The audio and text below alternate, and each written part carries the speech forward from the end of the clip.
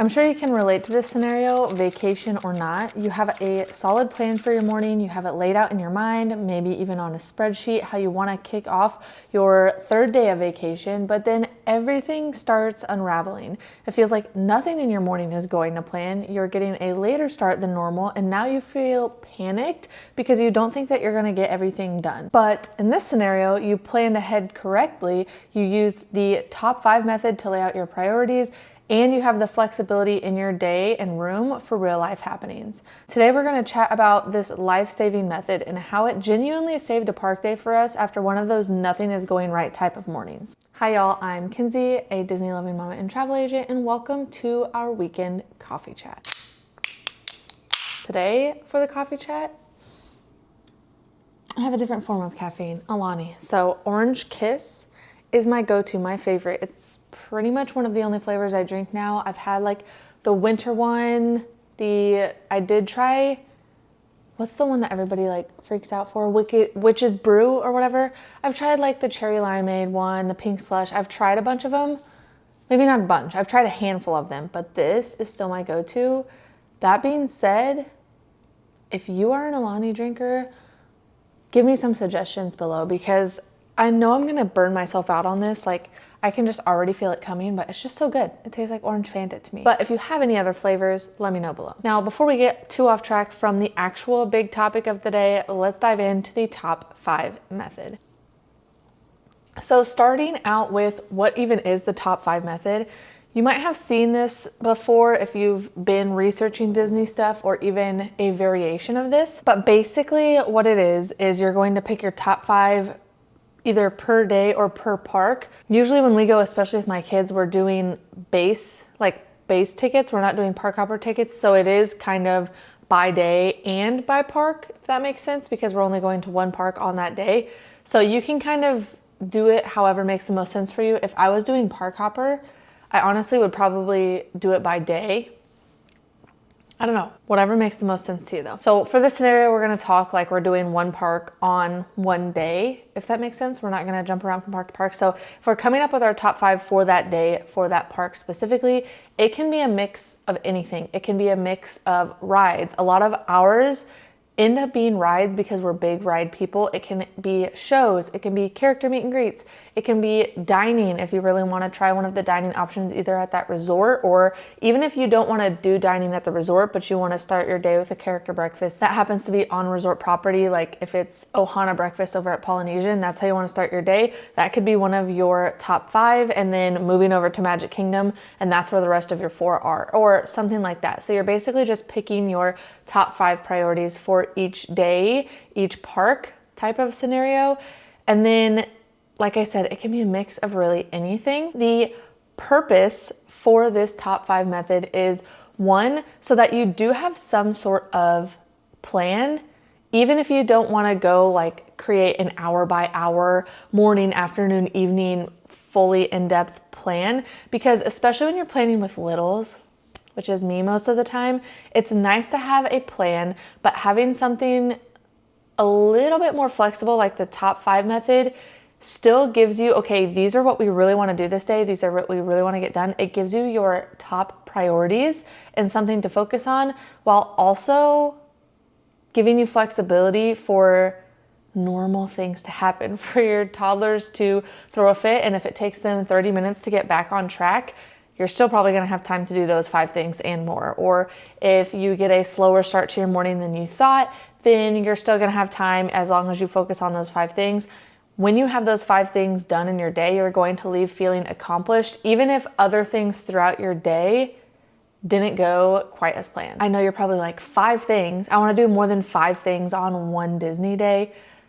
Obviously, yes, more than likely, unless something goes totally crazy, you're gonna be doing a lot more than just 5 things in one day. But having your priorities set going into your day, going into your park, just gives you an idea of what to really focus on, reminds you of what's important to you, so that when things do go awry, or if something happens and you don't get to do this ride that you would have liked to do, but now there's too long of a line, you might have to sub it in for something else, but it wasn't on your top priority and you're still knocking out those 5. So you're still on track. You still feel accomplished. You still feel like you really got to do what you wanted to do because you knocked off that priority list. Now that you kind of know the background of the top 5 method and what it is, we're going to talk about how it genuinely saved one of our park days, because we had the craziest, the most hectic morning that I've had at Disney by far.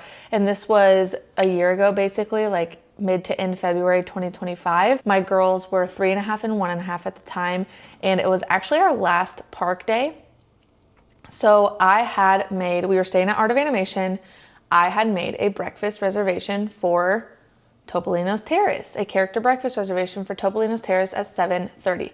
Now, 7:30 is pretty early, okay? And Topolino's Terrace is at Riviera. So those two are connected by the Skyliner. So my plan was get to the Skyliner when it opens at 7 and then take the Skyliner across. We'll be there in plenty of time, have our dining reservation at 7:30. Well, we get up early, we get in line, we're ready to go to Topolino's Terrace, and 7:05 comes around and we're still waiting in line. The Skyliner hasn't come on. Skyliner hasn't started.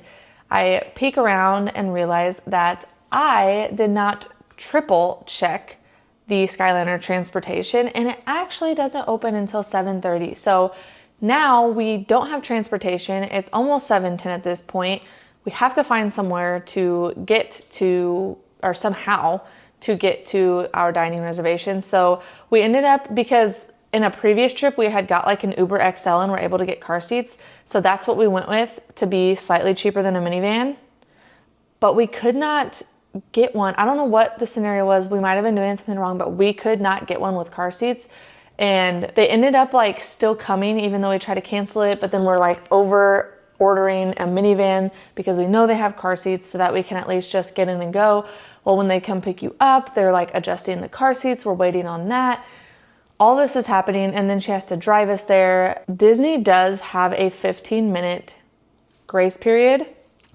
And so we were talking about that as we were driving over there with the minivan driver. And she was really nice. She told us, she's like, if anything happens, they won't let you. Blame it on me. Say your minivan driver was late. Say your minivan driver took the wrong turn, like whatever. And then she's like, you should be good then.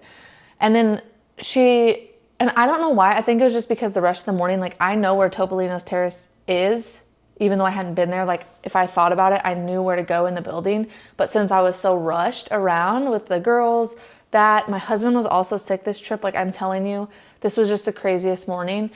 And she was like, yeah, just go in and go right. Go in and go right. And I was like, it seems weird because I think it's on the left side of the building. But of course, I'm trying to get there as fast as possible. So I'm listening to her. Yeah, that was the wrong side. I don't know if she was just looking at the building. I don't know what happened there, but that's beside the point. So then we get up there. Luckily, there was no issue. The girls then just did not have a good breakfast. Like they could not sit still. They were super antsy. They barely ate anything. They were super whiny. Meanwhile, my husband, like I said, he had been sick, and it was a stomach bug sick. So he kept getting up to go to the bathroom. We thought he was over it, but for some reason that morning, like it just was hitting him all over again. Of course, we're at Disney, so he's trying to power through. And so then I'm at the table dealing with the antsy girls by myself while he is getting sick. Like we had planned on having that early reservation that started at 7:30. And then by the time we got to Hollywood Studios we were going to skyline over to Hollywood Studios right after. And then I was like, we'll basically be there at rope drop, or at least right at park entry between 8:30 and 9 without even trying really. With all of that happening, we didn't even get into the park until I think like 10:30. And so on our way there, I was feeling definitely stressed. I was like, what the heck just happened to our whole morning? We just lost 2 hours, whatever. We got there and we started knocking out some of our top 5 priority lists. And as we're going through, by the time they fell asleep in the stroller and it was kind of that midday nap time, we were basically done with everything on our list except for Mickey and Minnie's Runaway Railway, which we had a lightning lane for later, so I knew that was coming. And then we still had the whole afternoon, evening left.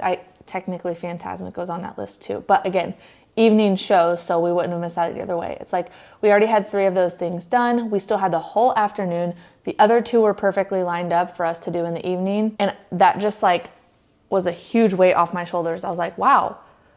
We're definitely going to knock out our top 5. We still have even extra time left.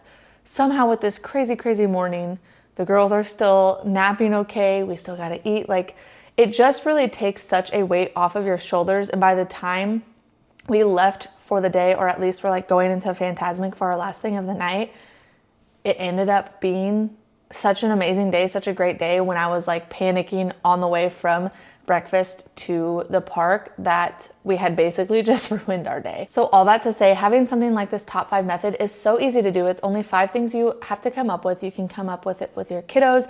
If you have 4 in your family, maybe everybody picks their top priority.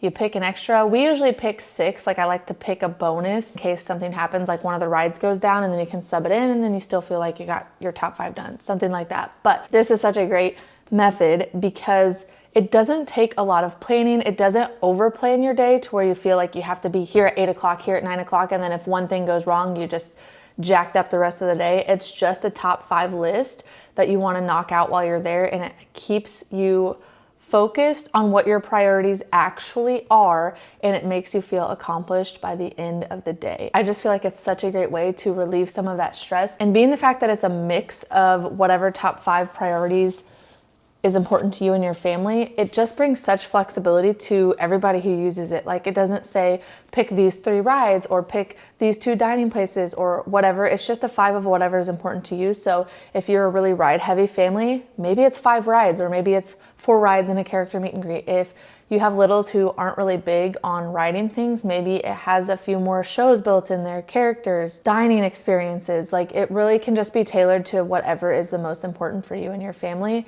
And again, it can save you a lot of stress for your park day. So I want to know, have you tried this top 5 method before? Or like I said at the beginning, I know there's some different versions of this out here. Like, specifically, I've heard of one called 3-2-1 method, where you are picking more of like 3 rides, 2 whatever type of thing. This is just what I prefer because it's a mix of whatever you want it to be for each day, because you also might want more rides on one day and more shows on another day. So let me know if you have tried this or a version of this below, or if you have a different version that I haven't mentioned or something that you like to do. I would love, love, love to hear all the ideas. I love to figure out what works best for me, and of course share them for if it's helpful for anybody else. If this was helpful, make sure to give it a thumbs up and subscribe for more coffee chats where we just chat Disney tips, recommendations, and of course I have some Disney fun vlogs that are going to be coming your way real soon. So make sure to subscribe and follow along. See you later. Bye.